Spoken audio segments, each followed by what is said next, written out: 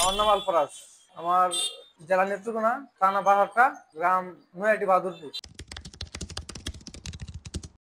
আমি মিশন হাসপাতালে আসছি। আমার শারীরিক একটু অসুস্থতার জন্য। আমার আমার জন্ডিস ছিল আর কি।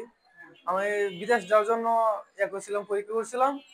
তারপরে জন্ডিস ধরা পড়ছে আর কি। মানে জন্ডিসের জন্য আসছি এবং ওষুধ খাইছি মোটামুটি ভালোর দিকে আর কি।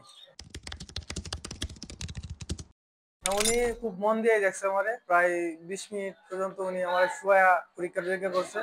ওনার সার্ভিসিং এ আমি খুবই খুশি। আর অন্য কোনো সমস্যা হইলে আবার মিশন হাসপাতালে আমি আবার আসবো। আমাকে অনেক সময় দিয়েছে উনি, বিস্তারিত অনেক জেনেই আমাকে ট্রিটমেন্ট ভালো করে দিছে। ওনার সার্ভিসিং এ আমি খুশি। না, আমার একজন বঞ্জামা আছে। উনি আগে আসছিল, উনি বলছে যে মিশন হাসপাতালের সার্ভিসিং খুবই ভালো, এই জন্য আমিও আসলাম আর কি। আমিও আইসা দেখলাম যে অনেকটাই ভালো।